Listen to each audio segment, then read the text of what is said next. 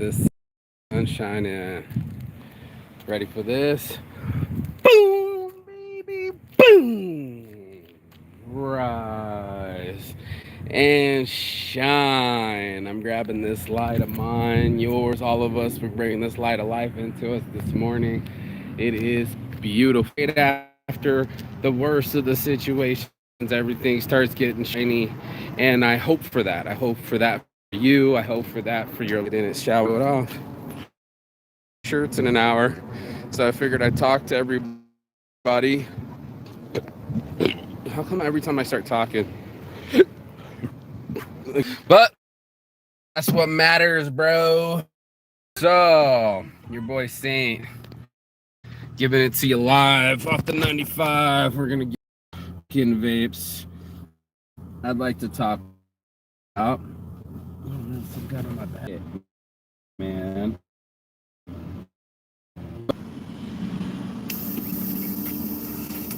Let's go. So this morning it's difficult because I've been going through my head about saintsaddiction, about my weed use, and listening to other people about just how so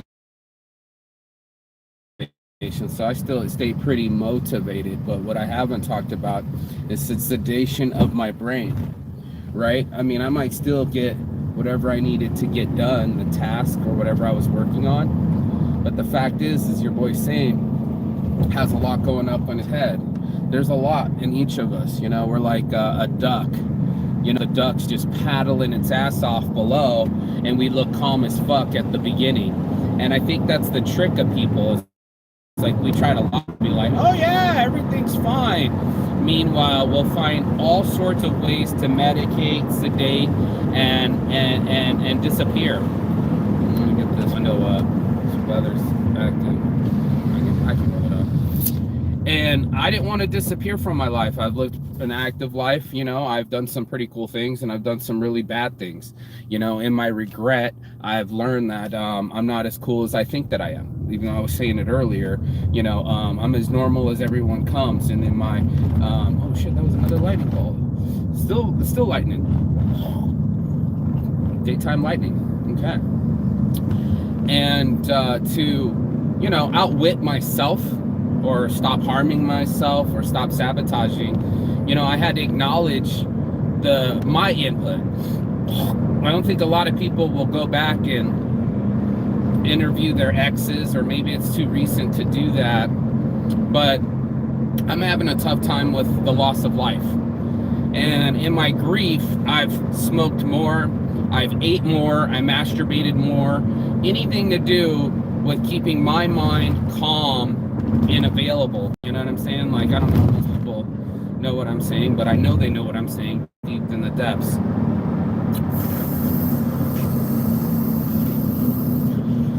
Now, I do this show so I can reach other people about mental health. It's so important, you know? It's funny how Mag the Stallion came in, but she put a link up for just the information for, you know, people that are... Is this thing too bright? Yeah, it might be. But it's okay. It's a nice 70, 80 degrees, baby.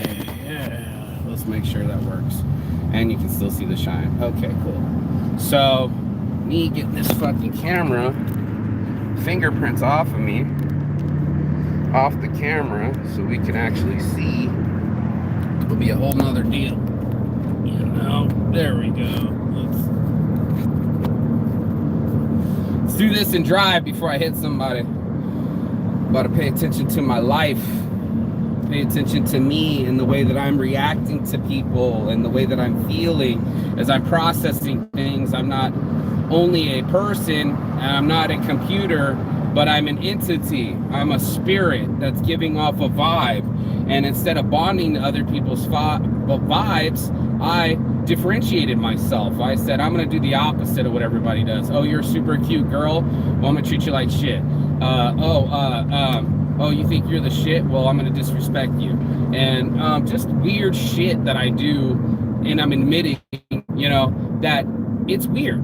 You know, it's weird that our behavior is so subversive, that our mentalities and our reactions are so, our subconscious is so subversive. You know, we sit in a world where we act like No one knows what's going on underneath the water, but everyone has something going on underneath the water. And that's something that I wanted to fucking be about. I wanted to be about the treading, the hard work where no one can see it. The issues that are going on with me are the same issues that are going on with you. It's not like somebody grabbed a whole new emotion and found it without you. We've all found all the emotions within us. And it wasn't like I was using those words. I wasn't using a lot of us, we,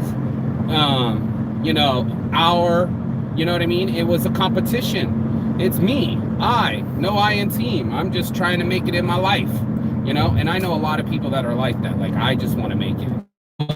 We all got to make it. We all got to make it in life daily, the battle and the grind. It doesn't matter what you're doing during the day. It matters the chemicals that are going on in your brain. It's really weird that we are in a situation ourselves with, right? Like, it's not just us. It's the attitude that we come out with that's in our control. Like, you might not be in control of what you're doing during the day, but the vibe that you're emoting and the way that you're giving off, the way that you're coming across, as they say, I was coming just as cross. That something was a cross. I'm too competitive. Oh, look at this view, baby. Look at this view. I'm too competitive. Look at Vegas, baby, with the little cloud cover over it. Yeah.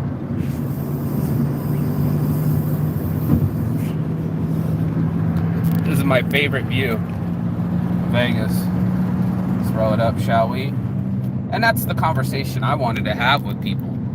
This deeper conversation of, a lot of us can pretend like we got it all figured out and everything's fine and hunky and dory in our world. And the truth is a lot of us are mixed up. We've all had a past. We've all had some issues that happened in that world, right? Like this other chapter in our lives. And it sucks, dude. It sucks. It sucks to have to process tough emotion. It sucks that everything isn't always awesome. It sucks that we have to learn about difficult subjects and not everything can be easy. But what I have learned is that difficulty teaches us. It doesn't feel good. It doesn't feel good that I've lost a child. It doesn't feel good that I'm directly responsible for it. Now, did I make the decision? No, that's not what I wanted. But my actions made a decision. My attitude made a decision. And whether we know it or not, a lot of people are like, oh, you got an attitude. Basically, you got a mentality where it's just you. Remember I was showing this off, man? They're tearing that whole thing down, baby. They're tearing that whole thing down. Yeah. They got a guy on a crane. Oh, they're putting the bobcat on the crane. Jeez, oh. Looks like a fucking Holocaust went off. Wow. And once again, things change. And we have to rearrange. We have to rearrange the things. I'm not talking about changing the outcome like my psychologist or my hypnotherapist was trying to do with me. Like, pretend like your dad didn't beat you as a child and then he was nice to you and said something supportive. I'm like, bitch, that's not what happened. You know what I mean? I am not the proprietor of compliments. I'm too competitive. I figured it out. I'm like, man, I wish I was so much better at complimenting people. I feel certain things. I'm like, ooh, I'm really proud of you. And I say proud very often, but it's like, compliments, not so much. I'm competitive. Everything wasn't good enough. Mediocre never got a reward where I came from. So it's like you're doing the things that you're supposed to do, like the dishes and washing your ass and showing up. That ain't gonna get a high five and a hug from me. That's not gonna get praise or a participation award like we all do, right? Everybody wants acknowledgement for everything. And like the guy was saying, to be a real man, you're gonna have to go through some struggles. A lot of us men are growing up without fathers. I know my father is alive in my life, but not participating. We don't call. He doesn't check on me. He doesn't say happy birthday. I can count on my two hands how many times I've talked to my father in the last 10 years. So we're growing up without fathers. We're growing up without manhood and a mentality. I didn't know how to treat a lady. You know what I'm saying? I'm just like, they're all bitches and hoes. I'm gonna demand respect. I'm gonna be forceful. I'm just gonna push my way through. And a lot of things, it's just like, you gotta get people to come through, right? He was saying there was there's 3 ways of being persuasive. I can't remember them all, but I'll tell you the scenario and let's see how it works. So there's the couple, they get the couple to come in for the psychology experiment. They go in and say, okay, you got to do the test, and we're going to leave and record you, whatever, and you guys got to figure it out. Anyway, the couple, man and woman, in the thing said there was 3 angles of attack for people to figure it out. One was, you know, hey, bitch, you know, I'm this way, I'm that way. Do what I say. It was a force approach. I don't remember the terminology that the guy said because it's his video, not mine. But there was a force approach to what he was doing, and it didn't work. The one way that did work, I forget the other approach too. I think it was a manipulation, like, hey, just say it's supposed to be this way, and that didn't work either. So like a kind of a lie. One was a lie, one was a force, and one was a we. One was a team. The one thing that did say, hey man, we've been together for 15 years, and this is a situation that we're in, and he made us a part of the team. I kept separating for the team. She kept separating me from her team, like separate businesses.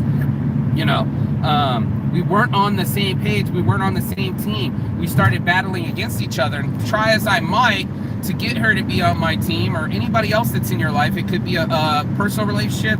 It could be a business negotiation. To get somebody on your team, you make it a we. You make it a we thing, where you're like, we are going to be together. We have history. We're on the same team. We're wearing the same jersey. It's the same colors, yo. Oh, by the way, mostly Saints, you know, holler at your boy. Get yourself halo and horns, you know. But what's really weird is when we forget how to talk to people. Like, I guess I was just too much in my head, and I only wanted what I wanted, which makes me really childish. But you know what I'm saying, because you've done it too, where you're trying to get, or you're going to need to learn the skills. These skills of seduction is really what I'm learning, and learning how to seduce people, and not in like a negative way, but in an alert way. He's telling me, I forget what this dude's name is or what his book name is, and I'll probably drop the link in below, but he's telling me certain things. He's going like, yo, you know, you're gonna, or not telling me, but telling the video that I'm listening to, you know, I'm listening and taking notes, and the guy's saying, you know, it's the way we say words. You know, if you want obligation, you want people to give you something, you got to give them something. They for sure feel obligated. He tells the story about the kids getting the balloons in McDonald's. When they gave the balloons before food, not after, people, the food increased 25%. They ordered 25% more because they felt like they owed you something. See's candy. You go out there, you get a fucking candy, then guess what? They're going to feel like you're going to buy candy. You're going to feel obligated because they gave you a free sample of chocolate, right? You're like, oh man, now I got to have more chocolate, you know, or I got to purchase something. You know, none of us are giving to receive. That's kind of a bad thing, but there's an obligation. There's an unsaid rule that I owe this person something, you know, and we're so busy just taking what we feel like we're owed instead of giving what people need. And it was such a thing, and someone goes like, you know, hey, here's the word, the switch, you know, if the shoes were switched, you would have done it for me. And had implies that it's in the past. And it says, if the shoes are fixed, you would do it for me. And he switched the word had and would, and it changed all the difference. It's the balloon before the meal. You say had means past tense. You're sitting there going like, oh man, it's in the past, it's already happened. You say would because it means that in the future you're allowing them the opportunity to pay you back. You would do the same for me. If the shoes were switched, you would do the same for me. And we've heard it all many times, but we didn't key in on the word. We didn't key in on the pause. No one's pausing for the cause. It's just like, what do I want? What do I need? And give it to me now. The instant gratification, the dopamine hit, or the lack of it gives us a withdrawal symptom. We start acting a fool. We're like, I'm not getting what I want or need. I need to start throwing a fit. And that's exactly what happened to me. Now, you can have people that gaslight you. You can have people that wait for the perfect moment. I was also doing that research for people, especially if you're in public like me, and they get you to fucking act the fool. Say, see, There you are. I knew you were a fool. You can be gaslit. You can be fucking led into a fight. You can get that kind of, what did he say, Johnny Depp syndrome, where all of a sudden she's got a camera and perfect timing while you're slamming, where you're at your wit's end. People can push us into those situations, but we also kind of allow ourselves to get into those situations. We forget our power. And that's something that I've been kind of tuning in. It's like I'm forgetting my power, my me power, that I don't have to jump into situations with people and hold it like it's my own. I don't have to wear the drama. I can wear my smile. I can wear my my pause. I could be the type of person that processes things instead of reacts to things. And I think that was the hugest mistake of my life, and I share it. I'm a mistake master, man. I share these things, these psychology tips for all those that are listening. You know, it's a trip. You know, it's a trip to be in your head and act out of something else. To see your subconscious leak through your consciousness. I put so much effort into being a better person, making a business from nothing, you know, turning my life around, going from prison to the penthouse. Means not if I don't have good reaction speed, if I don't have self-control and some discipline. If every time I reach for masturbation to ease my mind, and weed or any other external thing, you know what I mean? It's just like, yo, save me. I need you to save me. My mind's going whack. I'm lonely. I'm tired. I'm scared. You know, and that's all of us. If we're keeping it 1,000, you know, that's all of us. Lonely, tired, scared, worried, fucking anxious, fearful. You know, there's a lot of that going on in our worlds where we don't know what's going to go on in our world. And that's okay. Like, I'm sitting there going like, okay, I don't have all the answers, but I do got all the energy. That's the thing that I can count myself in on. I can count myself in on helping myself out. You don't have any motivation? Go for a walk. A lot of these guys are doing testosterone replacement therapy. They're getting another external. You know, it's not going to matter. You could gain 20 more pounds of muscle. She's not going to love you more. And same for women. You know, you could sleep with them on the first date. It's not going to make them love you more. You get all these situations where we haven't understood our value. You know, the value of a healthy mind, the value of a healthy body, and the value of a healthy reaction speed. You know, it's almost like boxing. It's like, how's your hand speed, they say, you know, when you're supposed to bob and weave and move your head and bob it in and weave it out, bob it in, weave it out, bob it in, weave it out. You know, it becomes a very normal. Yellowstone. Oh my God. That's where I was supposed to go, y'all. What a fucking sign. I went to Yellowstone. I was going to name our children Yosemite and Yellowstone because those are the national parks they were born in. I have such a fantasy. You know, I have such a thought of what I thought my life was going to go, what direction it was going to go. And if you're anything like everyone else, you're going to fail. You know, the expectation isn't real. You know, like, it just becomes one of those things where we have to live in our reality. You know, our ego has to step aside and say, sure, you wanted things to be a certain way. Yeah, I want to be a billionaire. Doesn't make it that way. Okay? A lot of us have too much fake bravado. We have too much, what's it called when you have your, it's not even self-consciousness. It's not even a confidence. It's a fake confidence. It's built off of nothing. And we haven't built anything, and everyone's walking around super cocky, and it ain't funny. So I just had to realize that, you know, as much as we want to stunt and show people what we think we are or how our life is or should be, that's not what's happening. You know, what really should be happening is a conversation with ourselves. You know, the deep, dark stuff. You know, most people don't want to do the shadow work. They don't want to go into their lives and say, oh shit, you know, I gotta fix this to become successful. I gotta fix this because I made it to a certain level, but to level up, I needed a certain skill set. And the skill set was not beyond me. I just didn't know I needed to earn it. Like, again, the guy said, you know, I was running on anger all these years. I was running on competition. That's what drove me. And instead of being reasonable or understanding and letting that drive you, We don't have understanding driving us. We have expectations driving us. We have these fears and rationale, and we try to talk ourselves into things. And the truth is that what's going on with this? Okay, with this traffic. The truth is that conversation is in us, and we don't know it. You know, we're in our own world. You know, we want to live there. I just saw this girl. She's just smiling, but she's got the makeup caked on, and she's got the expensive car, she's got the cigarette. She's literally letting the work drive her.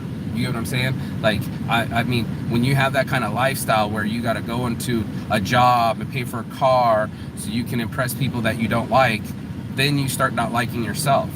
Now you're like, I'm not happy. So now I got to seek it out. Well, I went to work this morning. I got up at 7 a.m. I deserve this beer at 7 p.m. And we start fucking with our rhythm. That's something else that I was learning. I didn't know this, but like there's certain rhythms. Like when you wake up in the morning, get your eyes next to the sun. There's your circadian rhythm of when you wake up and your peak performance of cortisol goes up. And I can't believe, was it cortisol? Yeah, I think it was cortisol that went up, that switched us up. But, you know, cortisone, maybe, I don't know. Anyway, our lives wake us up and say, hey man, this is your chance to get energy. This is your chance to fight off your back. This is your chance to do the best that you can. And what do? We'll go right back into the habits. And now we start waking up at noon. We start grabbing our phones. We look for external sources for dopamine. And now we're on that again. Now we're on the weed again, the sedation. You know, I need my hit. It's almost like heroin. I need to feel numb. I'm starting to feel myself again. I'm starting to feel nervous. I'm starting to feel it all. Time to hide. And that's the truth of addiction. It's a soothing feeling, and it's on multiple levels, just like our narcissism. You know, we're just like maybe not cognitive of our use, but everyone has habits. So if you find your way next to that beer again, you know what your use is. You know, like we find a way to kind of like, I'm going to show up, but first let me stop and grab a 6-pack. You know, we got to find our way so we can feel like ourselves. We got to find that thing that makes us feel a certain way. That's why I'm doing calm CBDs. I wanted people to feel calm inside. You know, I'm grateful that there's an effect, but there's not a psycho effect. I basically am inebriating. That's hard to admit because I love my weed, man. I'm sure you love your beer, and I'm sure you love your friends, and I'm sure you love that bar, and that's what it is. We love our comfort. We're stuck in that way where we only want to just be comfortable. We don't want to challenge our lives. We don't want to put a challenge before us and say, I dare you not to pick up your phone in the first 30 minutes when you wake up. I dare you to meditate. I dare you to get up and go. I dare you to do any physical activities because motion creates emotion. It's part of our circadian rhythm. So now if you get up early in the morning and you get fresh light on your face and in your eyes, all of a sudden your body wakes up. It's kind of weird, but I'm learning this. This is a fundamental not psychology, but physiology situation for all of us, is your body temperature starts to rise. It wakes you up. It actually starts burning more calories and gives you the sensation that it's time to wake up. Now, if you keep dim light on your eyes and you fucking wake up at 12 or 1 o'clock, guess what, dude? You're not going to get there. And it's like, you know, it's not going to get there. And it's just like, wow, dude, you know, I'm sitting there in my world where I'm just like, I didn't know that. I mean, that's kind of the thing, you know, you don't know what's the perfect morning when this while they're shining. I'm going to show the shine, and then I'm going to show off the strip, you know, down here in Mandalay Bay, Allegiant Stadium. But getting that light, I say rise and shine, getting that light on your eyes will change your whole rhythm of the day. And you know, some people that crash in the middle of the day and then they go for caffeine to get their energy back up, and everybody's wondering what happened. Well, a lot of it's technology and having blue light on our eyes instead of white light, and a lot of it's inactivity. Instead of going out and getting away from the computer, we need to get out and go outside. It's so important. And you think, oh no, man, I'll just close the fucking blinds. We're closing ourselves off from an exceptional life. You know, I mean, if it's beer o'clock, all of a sudden I've had people wake and bake. I have people that fucking wake and drink. There's a lot of that going on, and we go to seek what makes us feel normal. And instead of realizing that no one is normal, not one of us is normal. Everyone has hidden agendas. Everyone has hidden self-consciousness. They have a hidden dark side, and most of us hide it. I'm over here saying saints addiction out in front. It's not in my proudest moment, but it's the truth. And also, it's one of those where I got to come to my own truth. You know, I don't get to just sit here polished with my teeth and my nice glasses and my business. I had to do hard work, right? You know, a lot of things have happened. A child was lost. Gotta admit that. Prison time was had. Gotta admit that. And I've not always been the nicest. So, in my way, I wish I was saintly all day, every day.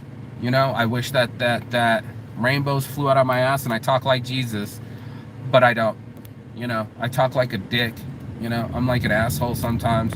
Some people think I'm a douchebag. I've had people write up all sorts of letters anti-Mark. Mark ain't. I've heard it many a times. It fucking pisses me off deep down inside.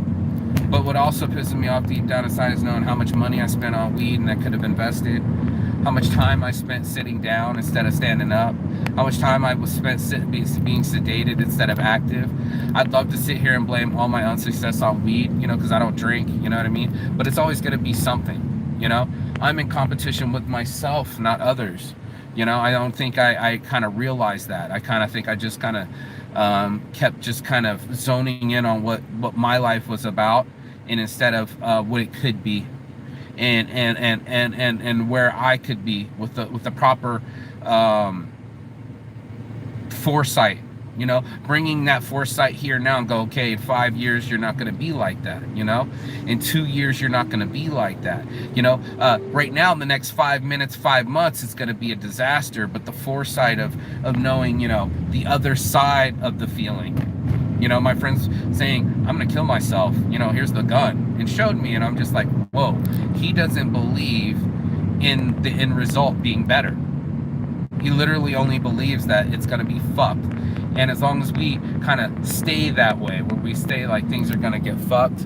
Oh, shit. Not even the shirt shop's open. So things are getting fucked. Then that's how we're always going to be and believe. And I don't want to be that way. So, you know, your boy Marky Saint, he lives a very blessed life. And I also live a very stressed life. Blessed over stress. Unit 2, where you at, bro? Doors closed. And I got shit to do. So I got deliveries this morning. And I'm here at the shop to make it happen. And the shop's not here to make it happen. So I'm going to have to start making some phone calls, make something happen. That's my life. And that's what I'm going to do. I'm going to watch my energy as the stress rises.